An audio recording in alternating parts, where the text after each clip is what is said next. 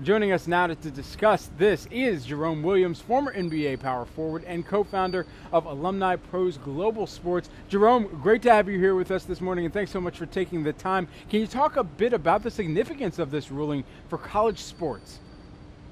Well, first of all, thanks for having me. This is a significant, you know, day in history for college athletes.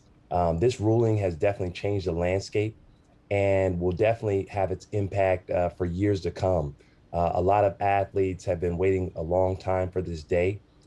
Me being one of those people that played in collegiate sports, graduated from Georgetown University, played for Coach Thompson, and knowing that the lower courts had made this decision, and then it went on and got passed unanimously 9-0 by the Supreme Court is just justification for a lot of athletes out here that have been, doing a lot of things for NCAA for years and not being compensated for their time and efforts for what they're bringing into the universities and institutions of the NCAA.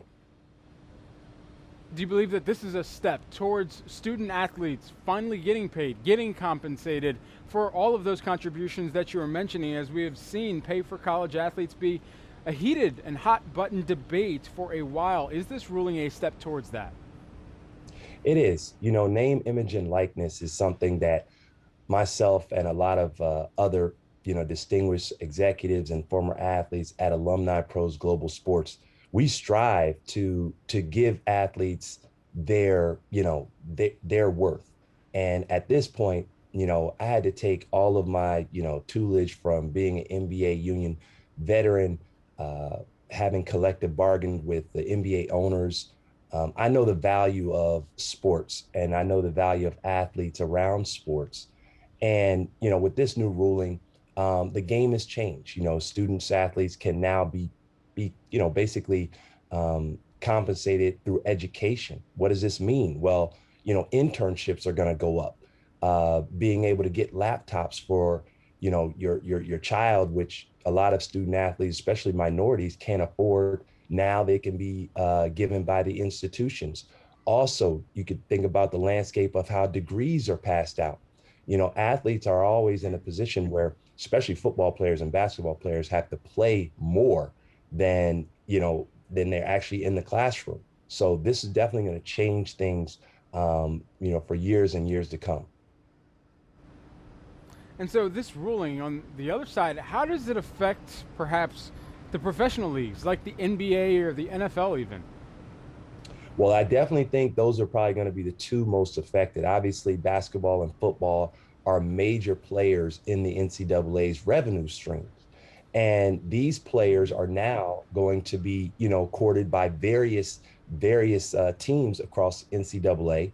And if you look at, the laws that go into effect for states like Georgia, Alabama, Mississippi, Florida, Texas, that's a major conference down there in the SEC that has been known for raking in millions upon millions of dollars. Now they have a competitive advantage come July 1st, which is going to see athletes flocking to their schools because of name, image, and likeness. They're able to garner, other revenue sources outside of, working at their local, mom and pop shop. They'll be able to now, sponsor their mom and pop shop, which is definitely going to be more lucrative in a lot of different areas, from merchandise to appearances, personal appearances, social media posts. These things have been long since looked at by Alumni Pros Global Sports, and our partners are ready and to help these athletes make that transition.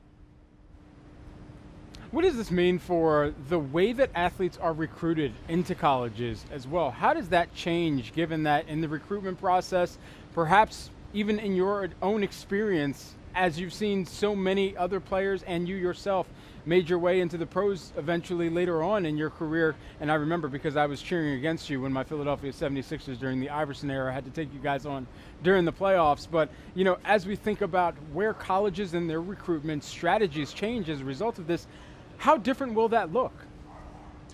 I think it's going to look a lot different in a lot of different ways. When you look at education and what, different institutions are able to do, One thing that we had at Georgetown was our internships that we, had a very brass and different opportunities that were out there. So I'm looking at different schools being able to promote various things that they can offer from an institutional standpoint involving education and involving, think about it, Google internships and, internships at, companies like Nike and others, from Coca-Cola to major brands. These are major sponsors, and we're not even talking about the car industry. It's so vast. There's billions and billions of dollars out here now available to not only the institutions to promote through education. Remember, this is through education. So with the ruling, the way it stands, that, alumni from these various colleges can set up internships where, athletes can be, recruited to work these internships.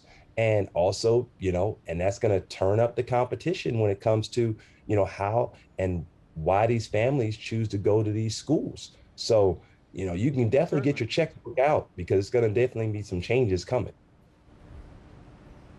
I would be remiss if we didn't talk a little bit about basketball. Of course, we are seeing things heat up in the Eastern Conference Finals and the Western Conference Finals, as we are finally at that stage in the season, in this postseason as well, which has seen injury, which has seen COVID protocols entered into, and has seen some upsets, quite frankly, as well. None more upset than me, as I mentioned, with my Philadelphia 76ers eternal optimism at this point.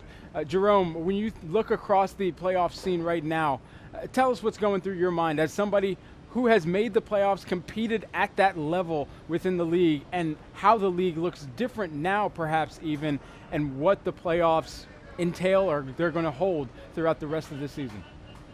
Well, I really look at the landscape as seeing, major cities like New York City, the Knicks being back in the playoffs, and then teams like Brooklyn, who are favorites to win in the East, being out of the playoffs. This has been a very exciting time for the NBA, but they have some unknown,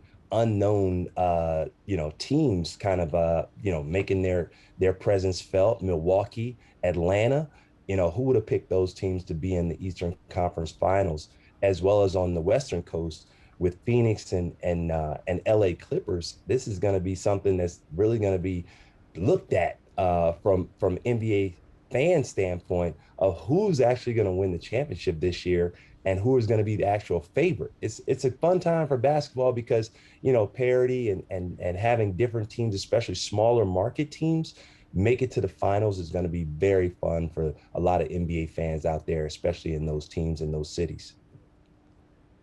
Okay, so with that in mind, you were very diplomatic. I need to get your pick. I spoke with Jalen Suggs just a few weeks back, and he told me at the time, you never bet against LeBron. I don't mean to put Jalen on blast, but of course we saw what happened in the first round, and that was tough. You had a healthy Phoenix Suns team going up an LA Lakers team that was injury-ridden towards the back half of the season as well, and we saw how that played out.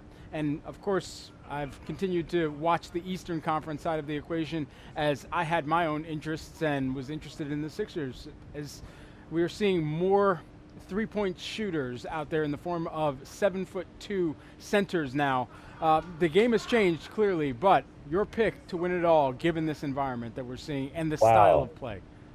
Wow, my pick to win it all. I'm going to go with the Phoenix Suns. Devin Booker it seems to be on a mission. I'd be remiss if I didn't even tell you my wife's pick is going to be Milwaukee with Giannis. The Greek Freak is always, fun to watch, but I'm going to go with Devin Booker. I'm going with Phoenix Suns. I'm going to, I live in the desert. I'm in Henderson. The heat, it's 115 out here, so it's 120. So I'm going to go with Devin Booker. He's heating things up in the playoffs. I hear when you live in a hot territory like that, all you do is go from air-conditioned environment to another air-conditioned environment and don't spend too much time outside. So we'll see if Devin Booker can stay cool, calm, and collected over the course of the rest of these playoffs and perhaps getting into the finals as well.